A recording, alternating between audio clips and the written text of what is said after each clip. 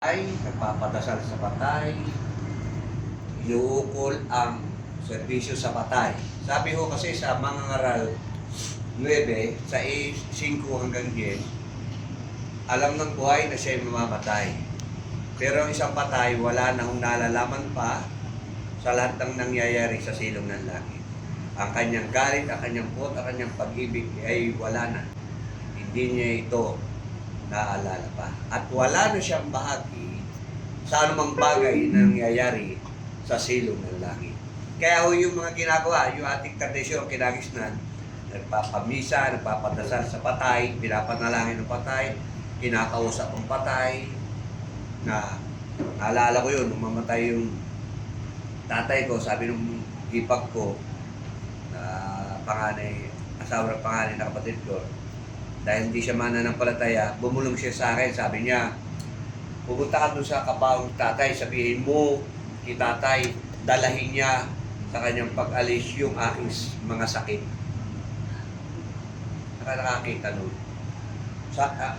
Jenny, sino ba ang pinagabasa din? Jenny, mga ngaral, 9, 5 hanggang 10.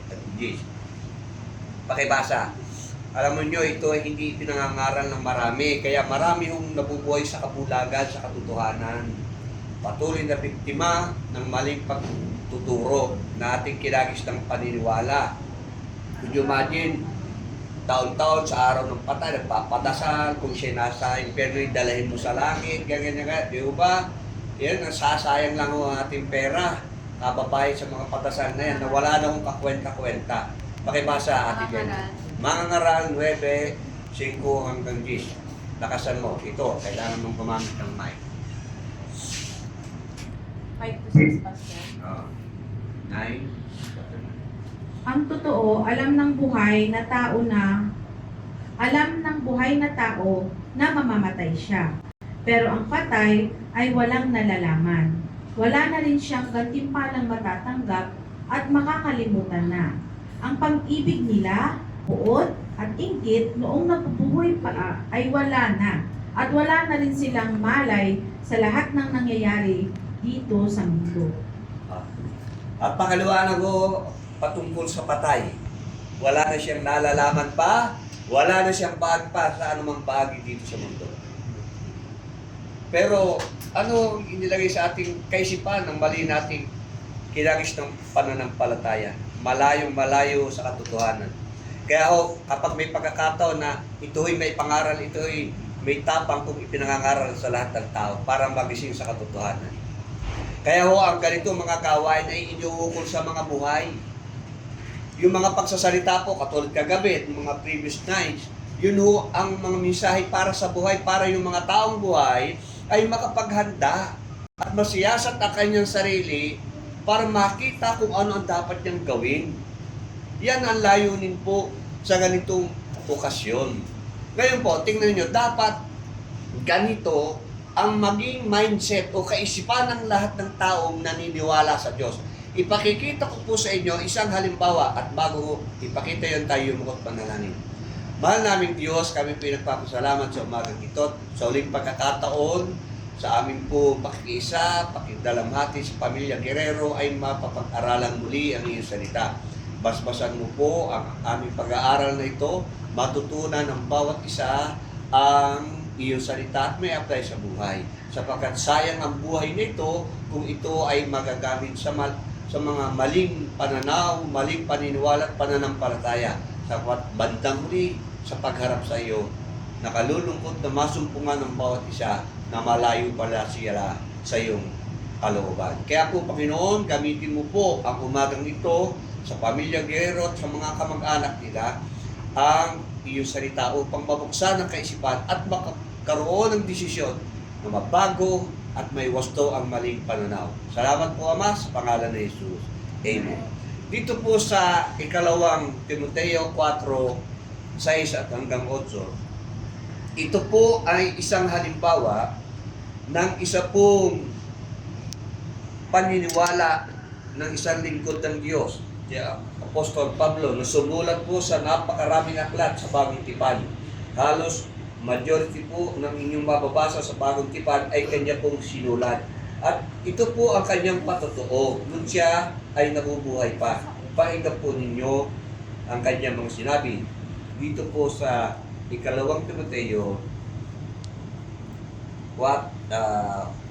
chapter 4, verse 6 to 8.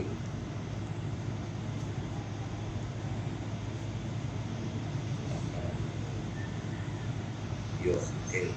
Makinig po kayo mabuti.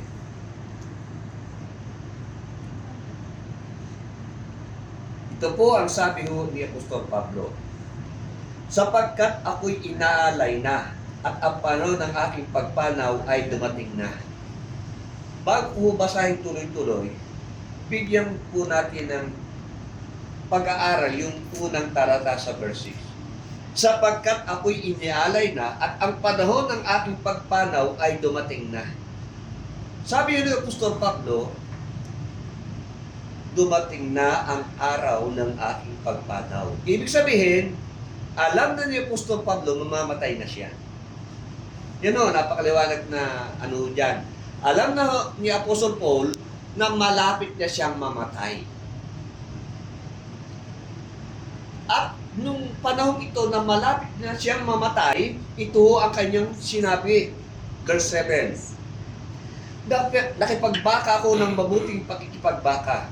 Natapos ko na ang aking takbo. Iningatan ko ang pananampalataya.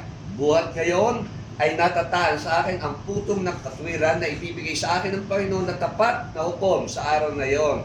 At hindi lamang sa akin, kundi sa lahat din naman na naghahangad sa kanyang pagpapakita. So sabi ho niya, bago ho siya mamatay, sabi niya, nakipagbaka ko ng mabuting pakikipagbaka. Anong ibig sabihin po niya?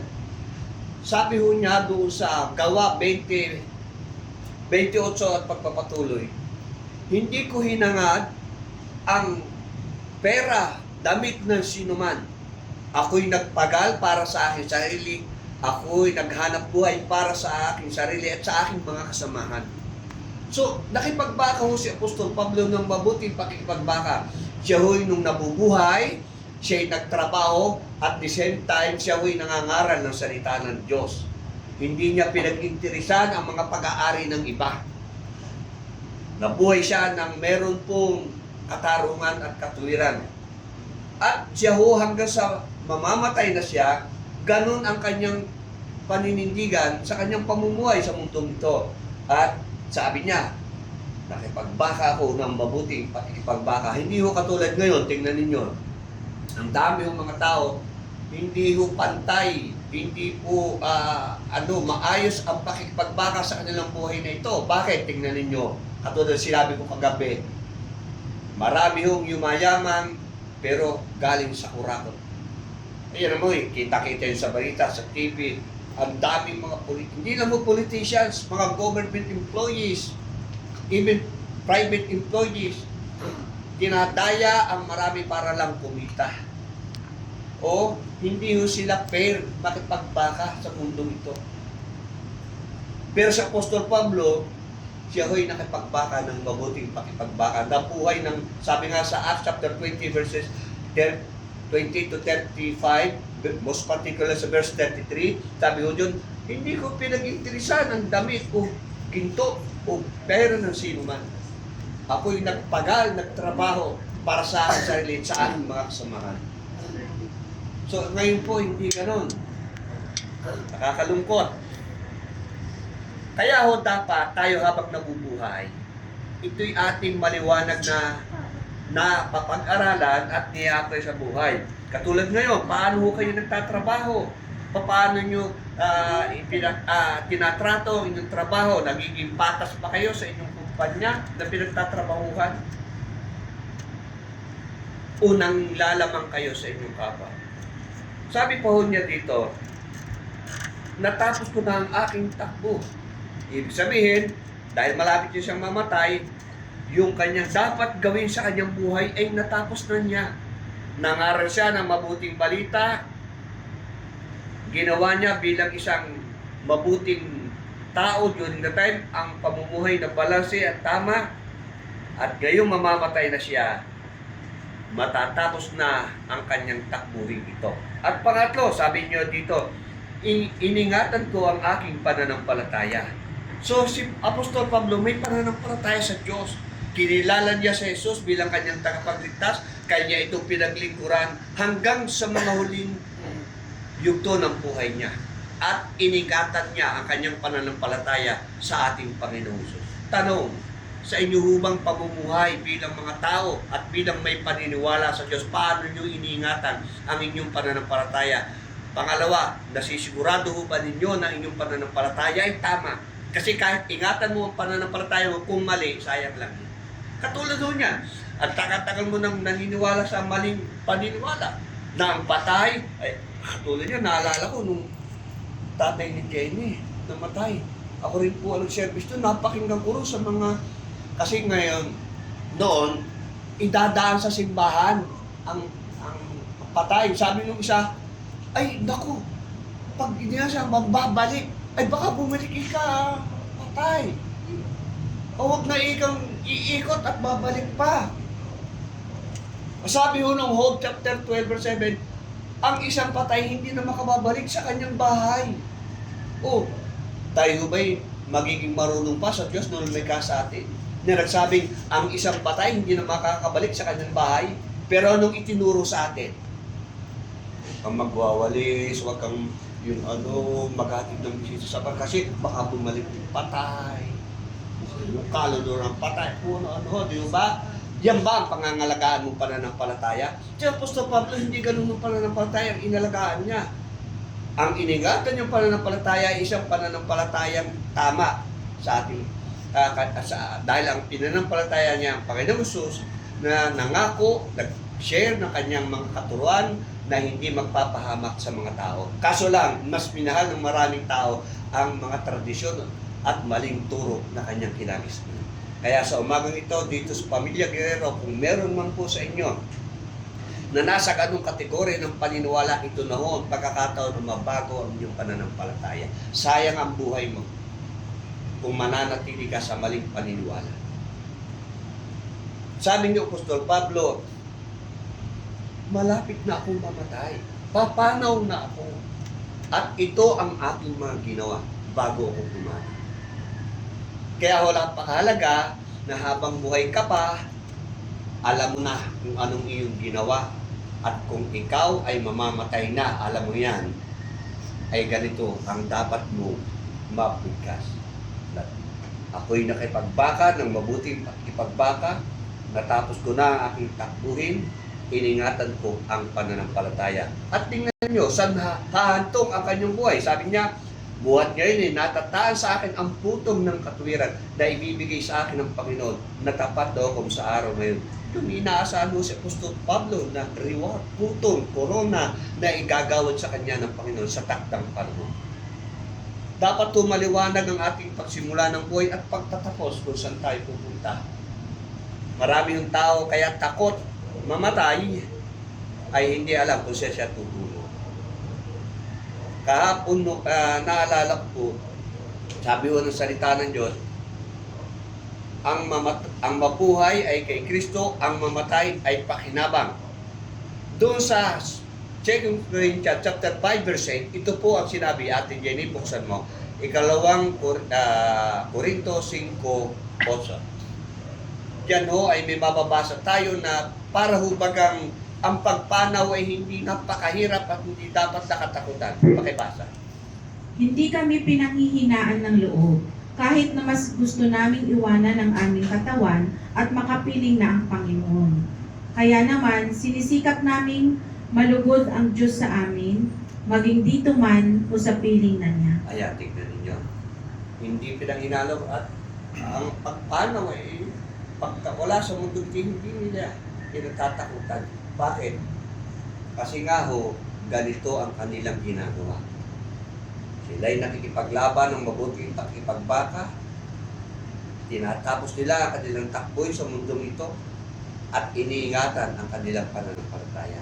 Kaya hindi sila natatakot mamatay at mawala sa mundong ito. Sapagkat sabi ho, ang pagkawala sa mundong ito ay karoon ng pagkakataong makapiling ang ating Diyos sa kabilang.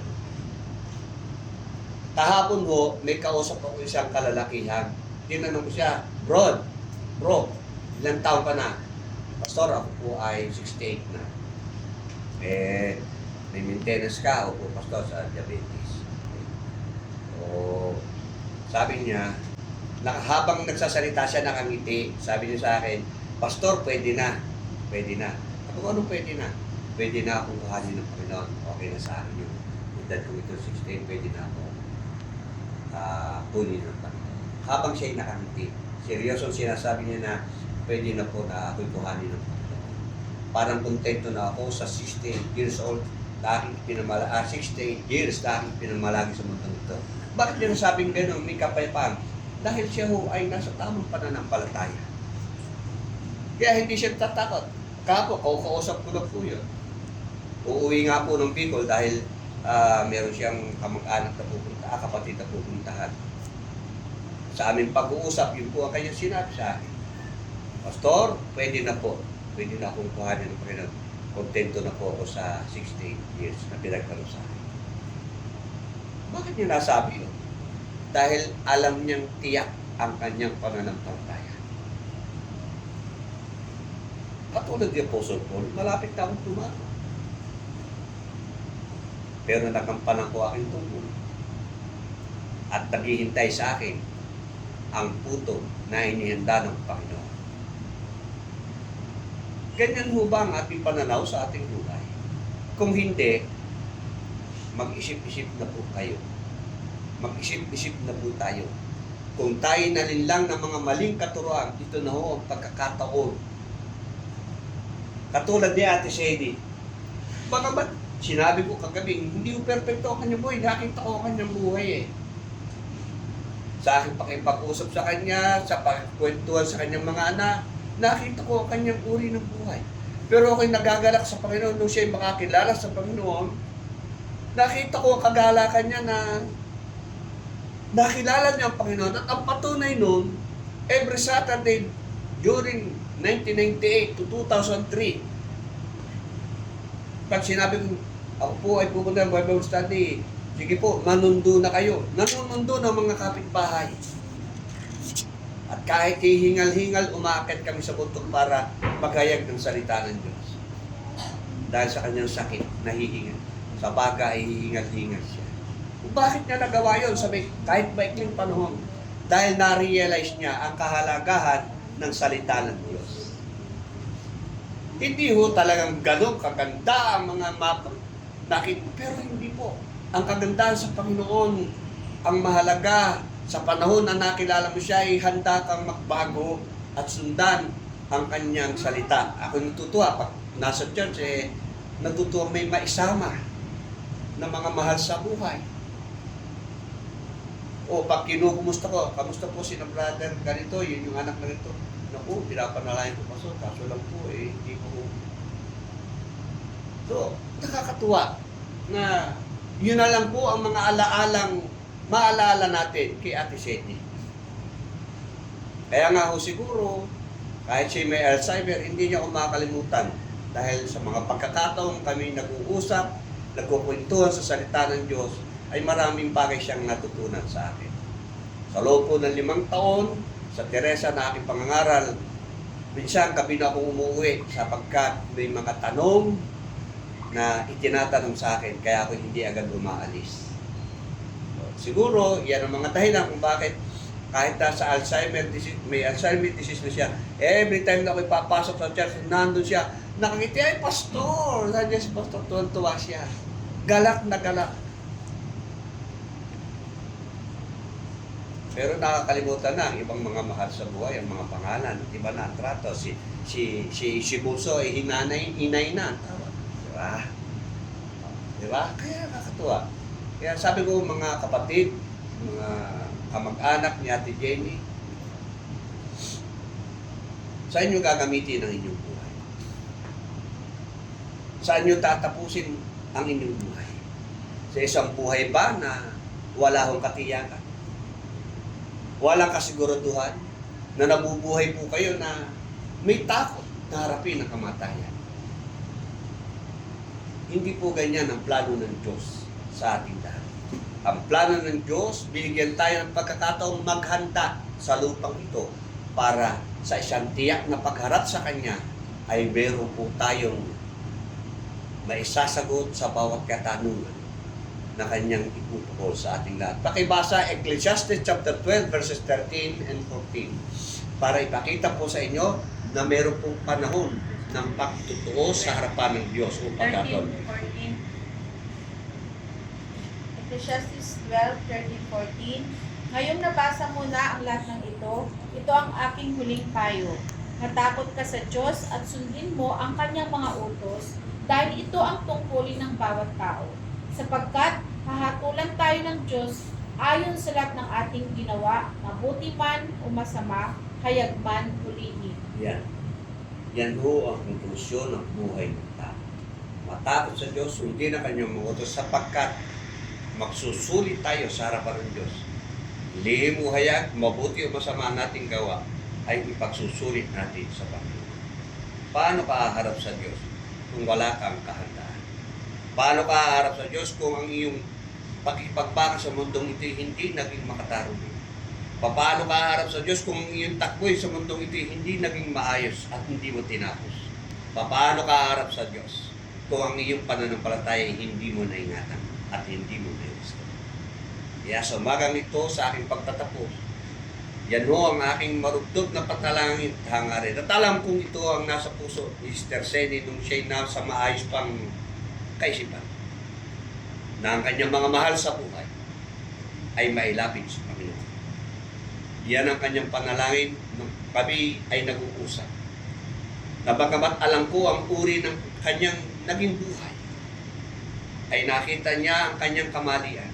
Kaya ito ang naging dahilan para siya lumapit sa Panginoon, magsisi at tanggapin ang Panginoon bilang kanyang tagapagligtas.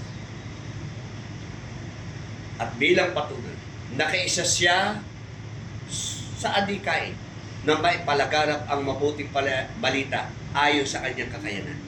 Ang mag-anyaya sa kanyang mga kapitbahay, ang ipanalangin ang kanyang mga mahal sa buhay, ang kanyang naging tungkulin nung siya'y nabubuhay. Ang dumalo sa gawain kung may pagkakataon at sinikap niya yun na naghahangad na ang kanyang mga maso isang araw ay masumpungan ang patuloy na pagdalo sa pagsamba at paglilingkod sa ating Panginoon. Yan ho ang mga huling alaala na sa inyong pag-uwi at pagkatapos ng dibi ay inyong pag-isipan. Meron pa kayong pagkakataon na paglaanan ng panahon ang mga bagay na yun. Kapag kayo ay nasa panahong wala na kayong magagawa, katulad ng isang araw, sabi nung ito po ang aking hindi makakalimutan nung nabubuhay pa ang tatay ni Ate Jenny. Nang puntahan ko po sa Mandaluyong Hospital. Sa ano ba yun? Sa may anong Mandaluyong ba yun? Anong sabi? Anong patotoo? Pastor, sabi ni Ate Jenny, namimiss ko na po at saka namin ang Bible study sa bahay. Sabi ho ng tatay ni Ate Jenny, paglabas ko po, dadalo ako sa gawa. Unfortunately, lumipas po ang ilang mga araw. Siya ay binawian na ng buhay at hindi na ho niya nagawa ang kanyang gustong gawin. Hihintayin pa ho ba ninyo ang ganung sitwasyon? Ang pamangkin po ng aking ninang, Sister Norma David, sa Manila Hospital, ganun din ho ang naging kasaysayan. Binabible study ko po siya for almost 3 years sa kanyang sambahayan. Every Saturday. Pag darating ko sa kanila, hawak ang bote ng beer. Kasama, kaharap ang kanyang nanay na sila'y nagiinom ang mag-ina. Pinalalahanan ko siya, bro, tumigil ka na, baka ikay magkasakit. At nagkasakit po siya. Cirrhosis. Nangingitim ang balat na sunog ang kanyang atay. Na hospital, tumigil ng pag-inom, pero nung bumalik muli, pinalalahanan ko muli nung kanyang kaarawan. Nanganginti siya at ang sabi niya, Pastor, di baling mamatay sa sarap. Paulit-ulit niyang sinabi yan. Isang araw tumawag sa akin ng kanyang tiyahe. Nakasama ko sa Bible study. Pastor, nasa ospital po. Pwede po ba tayong dumalo? Sige po. Pinunta ko po sa Manila Hospital. Nung makita ko po, biglang po sa kanyang higaan. Malakas pa siyang tingnan, pero nangingitim ang balat. Ang sabi niya sa akin, hindi ko makakalimutan, Pastor, kung may magbibigay sa akin ngayon isang boteng beer na may kasamang 500 pesos, hindi ko na po inumin. Dahil sa sakit ng aking nararamdaman. Paglabas ko po dito, dadalalo po ako sa mga kawain. After 3 days, tumawag ang kanyang tiyahin, Pastor, wala na po ang aking pamilya. Marami ho kung nasaksihan ang kanyang sitwasyon na nangako nung malakas pa, ginamit ang kanyang kalakasan sa kanyang bisyo at kanyang layaw. Pero nung malapit daw siyang mamatay at nasa ospital, paglabas ko po, ako'y dadalo na sa gawa. Pero hindi na ho nangyari. Huwag na ho natin hintay ang yugtong. May lakas ka pa ngayon. Maliwanag pa yung isip. Magdesisyon ka. Ganyan ho kung mangaral. Wala ho. May tapang, hindi ako natatakot. Magalit sa matuwa kayo. Dahil lang ako'y after sa inyong kabutihan. Kung hindi ko po sasabihin ang katotohanan, mabubuhay ang marami sa kasinungalingan. Sa maling paniniwala na magdadala sa kapal. Kaya ho, may papayo ko sa inyo. Magbuo kayo ng GC, magkaroon kayo ng pag-aaral ng salita ng Diyos na sama-sama kahit ko sa online man lang. Yan ho ang aking may papayo sa inyo para magpatuloy kayo sa isang pananampalatayang nagmumula sa gabay at sa salita ng Diyos. Tayo pong lahat ay yumukuha at manalangin. Mahal namin Diyos sa umagang ito, bago ilibing si Ate sa inyo. Nandito ang iyong mga anak o Diyos na naghahanap ng isang buhay na hahantong sa iyong piling. Ama, alam ko po sa pangalan ni Jesus na marami ang naguguluhan. Walang tamang pananaw sa pananampalataya. Subalit, sa umagang ito'y nangusap ka. At hinihiling ko po na sila ay patuloy mong kausapin. I-guide po ang kanilang buhay patungo sa iyong piling. Ang iyong salita ay maging instrumento para ang buhay nila ay maangkot ayon sa iyong kalooban. Pagpalain mo po ang pamilya sa maikling panahon ng pagdadalambati, babalik ang kagalakan dahil ang isang namatay na may pananampalataya, sinabi mo, bagamat mamamatay, ay muling mabubuhay sapagkat sinabi mo, ako ang muling pagkabuhay. Ang sino mang nananampalataya sa akin ay bubuhay ko sa huling panahon. Yan ay pangako mo sapagkat ikaw ay Diyos na nagsabing, ako'y hindi tao, ako'y Diyos na hindi nagsisinungaling at hindi nagbabago sa aking Panginoon. Panginoon, ipinangako mo po na bubuhayin mo bandang huli ang mga namatay na nanampalataya sa iyo sa takdang panahon.